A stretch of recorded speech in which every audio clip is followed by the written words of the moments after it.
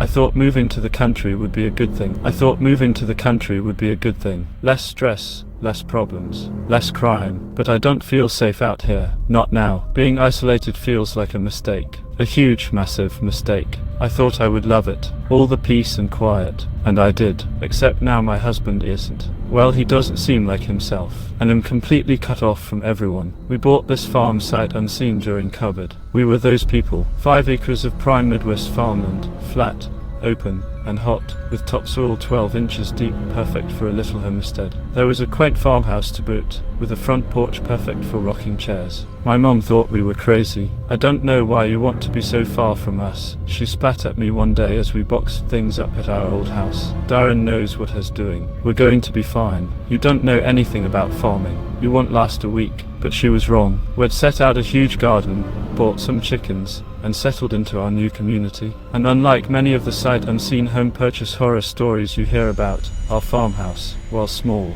was darling in person. Everything had been going great, until last night. I was reading in bed when Darren suddenly sat up. I think I left the back gate open. Oh really? Yeah. He got out of bed and slipped on some shoes. I'm gonna go check. I kept reading and I guess I lost track of time. When I looked at the clock, almost 20 minutes had passed. He should have been back already. I marked my page and got up. I peeked out the window but couldn't see anything. I cursed Darren under my breath for not installing the motion sensor light over our garage barn. It was pitch black out there. That's one thing they don't tell you about living in the country. The nights are dark, pitch black, and the only light around is your own and the stars. Grumbling, I slipped on my rubber boots by the back door and turned on the porch light. Had probably just gotten off track looking at all the stuff we needed to fix. There was plenty of that around. I slipped outside. The cool summer air smelled of cut hay and buzzed with insects, and my boots crunched on the loose gravel. I thought for sure he would be in the barn, but he wasn't. The lights were off in there too.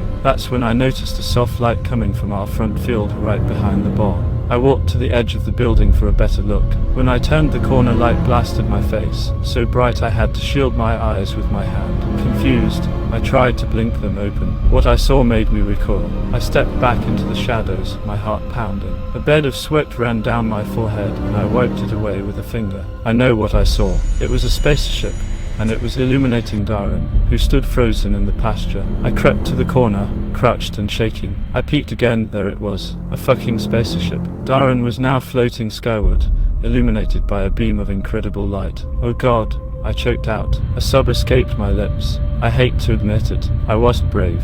I didn't try to help him. Instead, I turned on my heels and ran back to the house as fast as I could. I flew into the house and bolted the door behind me. I slid down to the floor and prayed they hadn't seen me. I didn't know what to do. There was no one to call, and what would I even say? I numbly sat there until I fell into a restless sleep. But this morning I woke up to Darren frying eggs in the kitchen. My first thought was, how did he get in here? But then I remembered. The front door. It wasn't locked. No one locks their door out here. Why would you? I stared at him. Honey, I asked tentatively, are you feeling alright? He plated the eggs and brought them to the table. Sure, why? You never came to bed last night. He laughed. Sure I did. You were out cold, still holding that book with the light on. I felt a surge of relief.